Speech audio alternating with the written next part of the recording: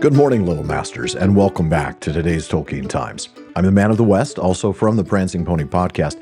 Let's go ahead and get week 41. It's the final week of Series 5 of today's Tolkien Times underway with Mailbag Monday. Nikita in London writes in asking, how does the relationship between a ring bearer and their possession of a ring of power relate to their longevity? Bilbo seems to continue aging and living a normal life after he passes the ring on to Frodo. But Gollum and the Nazgul no longer possess the rings they have previously held, the 1 and the 9, and yet continue to live for many long years while those rings endure in the hands of others. This is an interesting question, and it's one I've sort of touched on the edges of during recent discussions on the PPP as Frodo and Sam approached Mount Doom. Lots of different passages to look at here, so let's go ahead and get going. From The Shadow of the Past, that's chapter 2 of book 1 of The Lord of the Rings, Gandalf explains, "A mortal, Frodo, who keeps one of the great rings does not die, but he does not grow or obtain more life. He merely continues, until at last every minute is a weariness.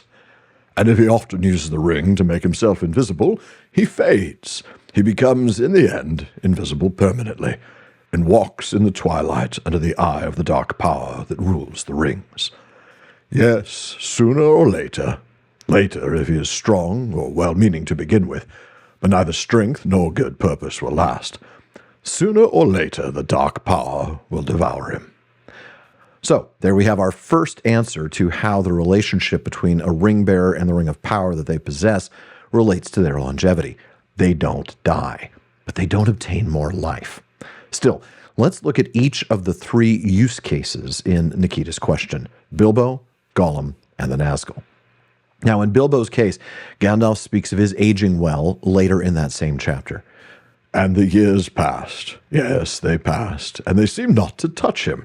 He showed no signs of age, but I said to myself, after all, he comes of a long-lived family on his mother's side. There is time yet. Wait." Then after Frodo expressed concern about the possibility of permanent harm to Bilbo, Gandalf told him he didn't need to worry. Of course, he possessed the ring for many years, and used it, so it might take a long while for the influence to wear off, before it was safe for him to see it again, for instance. Otherwise, he might live on for years, quite happily, just stop as he was when he parted with it, for he gave it up in the end of his own accord, an important point. And indeed, that is an important point. But the overall point that we take from this passage is that Bilbo's longevity does not appear to be tied to his possession of the ring. He could live on for years, as Gandalf said, but his longevity is tied to the very existence of the ring, as Arwen explains much later in the book. For this, we go to Book 6, Chapter 6, Many Partings. Early in the chapter, Frodo says how sad he was that Bilbo didn't come with Elrond and company to the wedding of Aragorn and Arwen. Arwen explains, "For you know the power of that thing which is now destroyed, and all that was done by that power is now passing away. But your kinsman possessed this thing longer than you. He is ancient in years now, according to his kind, and he awaits you, for he will not again make any long journey, save one." And I think we're going to find that it is the existence of the ring, rather than the possession of the ring, that is central to the extension of both Gollum and Bilbo's lives, as we move on to the previous possessor himself, Smeagol. Now, in episode 315 of the Prancing Pony podcast, the Nerd of the Rings and I were faced with an interesting question that's tied to this one.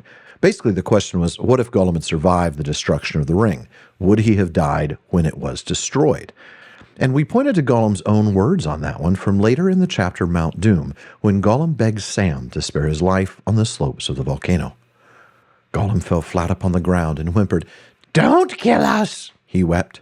"Don't hurt us with nasty, cruel steel. Let us live, yes, live just a little longer. Lost, we're lost. And when Precious goes, we'll die, yes, die into the dust." He clawed up the ashes of the path with his long, fleshless fingers.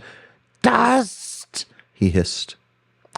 First of all, I apologize for my Gollum voice. I'm dealing with a little bit of a cold, as you probably can tell. And so, Gollum was the first fatality as a result of that.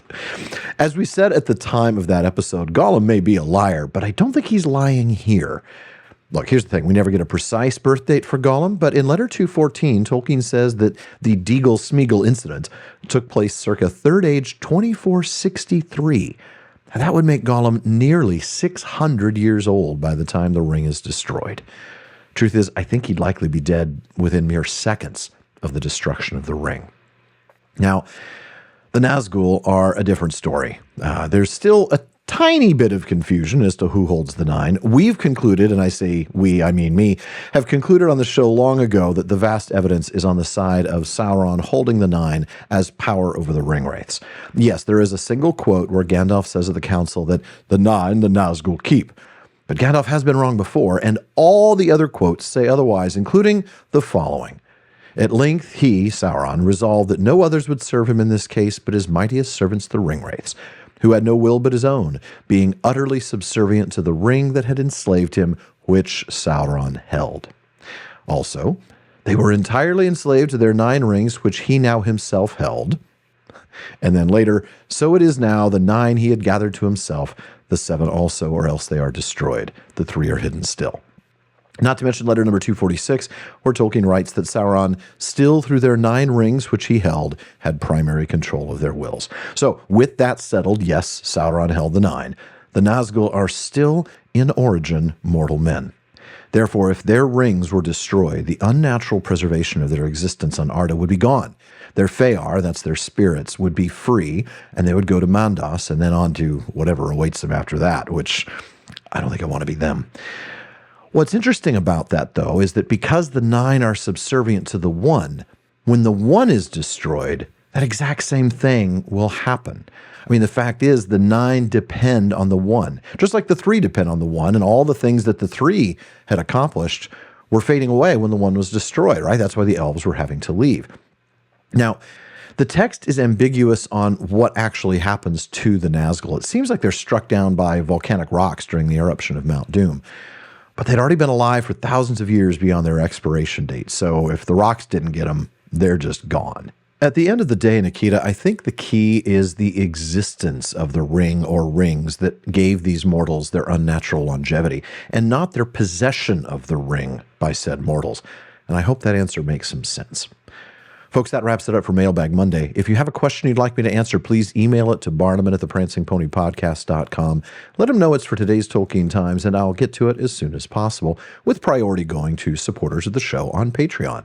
Speaking of which, if you'd like to help me keep making this show better and get priority for Mailbag Mondays, please visit patreon.com/Tolkien Times to find out how you can join the TTT Content Council, get a bonus episode every week, and more. Join me again tomorrow on today's Tolkien Times for Tolkien Tuesday, as we learn more about the professor himself. If you're watching this on YouTube, please like and subscribe.